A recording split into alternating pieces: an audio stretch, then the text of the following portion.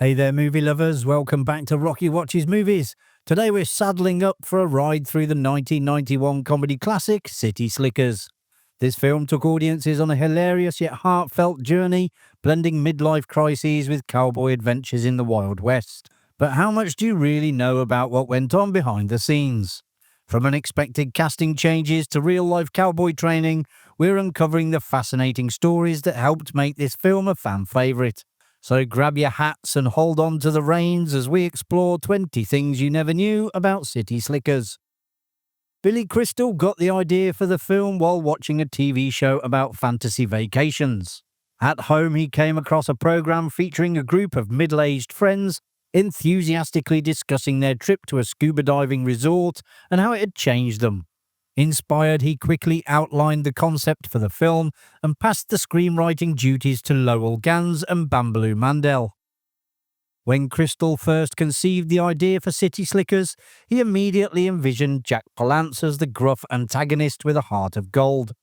Palance came to mind because the first film Crystal ever saw was the 1953 classic Shane, in which Palance played the villain. The performance left a lasting impression on Crystal, who was just 7 years old at the time. As the son of a jazz concert producer, he watched the movie while sitting on Billie Holiday's lap. Ganz and Mandel have collaborated on nearly 20 feature films, including Splash, Parenthood, and A League of Their Own.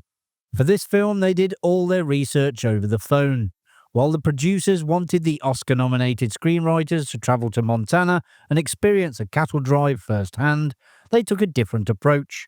Instead, they wrote the first draft of the script and then phoned the person in charge of the cattle drive to ask if what they had envisioned was plausible. When they received a yes, that was all the confirmation they needed. Rick Moranis was originally set to play Phil. However, he had to drop out after his wife was diagnosed with liver cancer, and Daniel Stern was brought in as a last-minute replacement. Sadly, Moranis' wife passed away the following year. Jack Palance initially turned down the role of Curly due to a prior commitment. Crystal then offered the part to Charles Bronson, who was far from pleased. He angrily cursed at Crystal, protesting, "I'm dead on page 64. In the end, Palance took on the role after all, and the rest is history. Robin Williams was considered for multiple roles, but he was already committed to Hook. Barbara Hershey and Meg Ryan were among those considered for Bonnie Rayburn, while Bonnie Bedelia, Kate Capshaw, Sally Field, Bridget Fonda, and Angelica Houston were eyed for the role of Barbara Rollins. Palance got into an argument with the director on the first day of filming. The veteran actor shouted at Ron Underwood over his initial direction, but after that, everything ran smoothly. When Crystal asked what had happened, Palance explained that he always gets nervous on the first day of a shoot. Sure enough, Tim Burton shared a similar experience, recalling how Palance snapped at him on the set of Batman over being directed on how to walk out of a bathroom. Burton admitted the incident terrified him, saying, "I literally saw white and left my body." Billy Crystal, Daniel Stern and Bruno Kirby got so much practice at herding cattle that they were able to perform a cowboy's job, not just when the cameras were rolling, but also between takes. Stern has said, "Even in between takes, after a while, we'd do a take where we'd walk down and herd the cows, and on the turnaround to set up for the next take, we'd herd the cattle back. It just sort of became part of the life." Stern enjoyed the City Slickers experience so much that he bought a 500-acre cattle ranch. He has said, "I have 70 head of cattle now, along with horses, tractors and ATVs. I've got my own small cattle operation. That's how much I was inspired by that movie. I bought into the whole thing." Stern wasn't the only one inspired by the film. Its success led to a bit of a boom in the Dude Ranch business after its release. Crystal and his horse Beechnut hit it off on the New Mexico set. Their bond was so strong that Crystal's agent bought Beechnut for him as a gift once production wrapped. The horse went on to live to the age of 27. If you're enjoying the video, a subscribe to the channel would be as refreshing as a midlife crisis cattle drive. Around the film's midpoint, Mitch helps Curly deliver a calf, solidifying his bond with the cantankerous cowboy and marking a turning point in his journey to becoming the real man he hopes the vacation will help him become. The scene is filmed in unsettlingly realistic detail, including a few cutaways showing an actual calf emerging from what appears to be a real birth canal. While the calf is real, the birth canal isn't. Billy Crystal explained in his memoir how it was done. The special effects crew created the rear section of a cow. It was a perfect anatomical replica, complete with lungs that would breathe as a cow in distress would. They covered a few-day-old runt calf in realistic bloody jelly, folded the little guy up, and he pulled him out of the faux birth canal. Because of the scene's startling realism, Crystal wrote that people often ask him what it's like to birth a calf, even though he never actually did. Crystal's character Mitch spends much of the film wearing a New York Mets baseball cap, despite Crystal being a lifelong Yankees fan. He chose the Mets cap because the team had recently supported his favourite charity, Comic Relief. In one scene, however, the Mets cap is noticeably absent. The best day scene where Mitch, Phil and Ed reminisce about the best and worst days of their lives.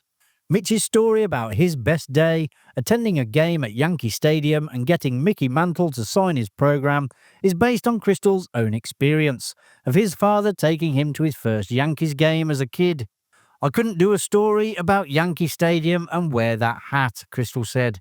Another true story Crystal incorporated into the film is his mother calling him every year on his birthday at the exact time he was born to recount the story of his birth. When Jack Palance won the Oscar for Best Supporting Actor for his performance in City Slickers, 38 years after his previous nomination for Shane, he famously amazed the Academy Awards audience and host Billy Crystal by performing a celebratory round of one-armed push-ups. It turns out the 73-year-old actor was reenacting the display he had shown to the film's insurers to prove he was fit enough to play Curly. The film marked Jake Gyllenhaal's film debut. At just 10 years old, he was cast as Crystal's son, Danny Robbins. Crystal has recalled Gyllenhaal performing show tunes from South Pacific on set. Crystal remembered, "He would sing from South Pacific and we'd all say, 'He's gay, he's going to be gay.'" The director was never satisfied with how the ranch looked. Underwood had a very specific vision for the ranch in the film, but he never managed to achieve it. As a result, he and his crew created matte paintings of mountains and scenery, which were then combined with footage from a ranch in Colorado.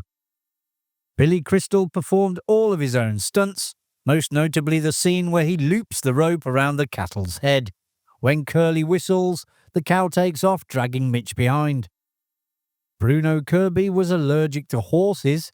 Whenever he had a day of shooting involving horses, he would take an injection of allergy medication to manage the reaction.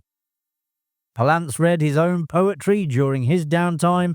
Daniel Stern recalled listening to him for half an hour. Palance also inspired Stern, who is a talented sculptor, to take up the practice again. City Slickers has been referenced and parodied in various forms of media over the years. The Billy Crystal episode of Muppets Tonight included a parody called City Stickers, with Kermit the Frog and Fozzie Bear taking on the roles of Kirby and Stern.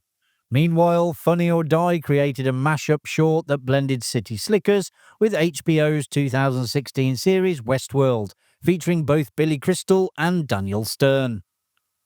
The film had a reported production cost of $27 million. It went on to earn $124 million in North America and a total of $179 million worldwide. It was the fifth highest grossing film of 1991, beating the likes of Dances with Wolves and Sleeping with the Enemy. The sequel, however, didn't hit the same heights. Although the film was a small financial success, it failed to match the popularity of the first and was largely met with negative reviews from critics. It holds just 15% on the tomato meter. And there you have it, folks. You now know a little bit more about City Slickers. If you enjoyed the video, which I presume you did as you got this far, hit that like button and subscribe so you don't miss any future videos coming to Rocky Watches Movies. Thanks for watching. I'll see you in the next one. Bye for now.